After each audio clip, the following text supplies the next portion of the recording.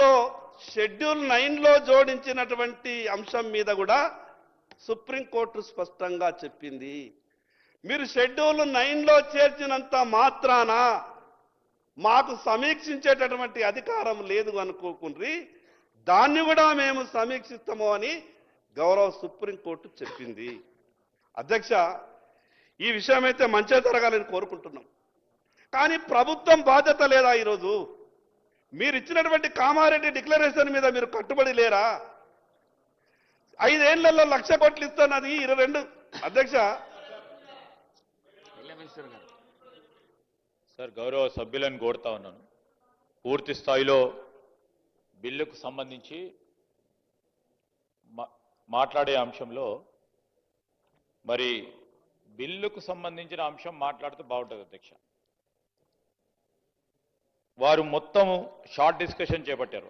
Short డిస్కషన్లో చర్చలాగా వారు తీసుకొస్తా ఉన్నారు అధ్యక్ష. మేము వారిని మళ్ళొకసారి కోరుతా ఉన్నాం, మీ పార్టీకి సంబంధించి వైఖరి ఏంటి? మీ పార్టీ ఇక్కడుంది, కేంద్రంలో కూడా ఉంది. ఏదైనా పరిధిలో ఉన్న ఈ ప్రధానమైన అంశము గంగుల కమలాకర్ గారు కోరింది ఏంటి? 9th షెడ్యూల్లో అమెండ్మెంట్ తీసుకురండి, తీసుకొచ్చి పెట్టాలని కోరిండు. సరే, సుప్రీంకోర్టుకు సంబంధించిన కొన్ని అంశాలు ఉన్నాయి. చేయాల్సింది ఎవరు? కేంద్రంలో అధికారంలో ఉన్న పార్టీ చేయాల్సింది. మా నాయకుడు ఏమన్నారు? మొన్న హైదరాబాద్ పర్యటన సందర్భంలో కేంద్రంలో మా ప్రభుత్వం ఏర్పాటైన వెనువెంటనే ఈరోజు రాజ్యాంగాన్ని సవరణ చేసి చట్టాన్ని తీసుకొస్తామని చెప్పారు అధ్యక్ష. ఆ ధైర్యంతో చెప్పమనండి వారిని, వారి నాయకుడు తీసుకొస్తారని. ప్రధానమంత్రిగా ఉన్నారు, అపాయింట్మెంట్ ఇచ్చి ఈ విధంగా చేస్తామని చెప్పమనండి. వారు గొప్ప భాషను చెప్తా ఉన్నారు అధ్యక్ష. కావాల్సింది అసలు ఈ రోజు కూడా చెప్తా ఉన్నాం, మీరు బడ్జెట్కు సంబంధించిన అంశం మాట్లాడుతున్నారు అధ్యక్ష. తప్పకుండా అవన్నీ సవరణ చేసే కార్యక్రమంలో ఇంతకుముందే మా సహచరులు చెప్పారు మంత్రి గారు, ఇస్కా ఉత్నా ఆబాదీ ఉస్కా ఉత్నా ఇస్తదారి అని చెప్పి ఆ క్రమంలోనే ఈ రాష్ట్ర ప్రభుత్వం ముఖ్యమంత్రి గారు, ఉప ముఖ్యమంత్రి గారు, ఫైనాన్స్ మినిస్టర్ గారు ఒక ప్రణాళిక సిద్ధం చేసుకొని ఈ కమిషన్ ఏర్పాటు చేసుకొని జనాభా సంఖ్య తెచ్చుకొని రాజకీయ, విద్యా, ఉపాధి, సామాజిక పరిస్థితులను బట్టి ఈరోజు బడ్జెట్ కేటాయింపులు కానీ ముందు రాబోయే కాలంలో జరుగుతాయి అనే ఒక అంశంతో ముందుకు పోతా ఉన్నప్పుడు ఈరోజు చర్చ పెట్టండి అధ్యక్ష.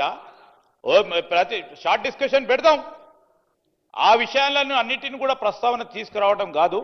ఈరోజు బిల్లుకు సంబంధించి మీరు సమర్థిస్తా ఉన్నారా లేదా? స్పష్టంగా బిల్లుకు మేము సమర్థిస్తలేము అని చెప్పండి, అయిపోతుంది. మేము సమర్థించలేము అని చెప్పండి.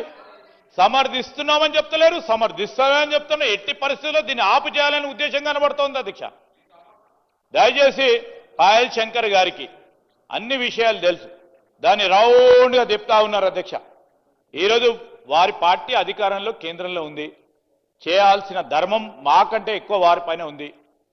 ఈరోజు మాకున్న పరిధిలో, ఈ రాష్ట్ర ప్రభుత్వం ఉన్న పరిధిలో మేము అన్ని 100% శాచ్యురేట్ చేసి ముందుకెళ్తా ఉన్నాం.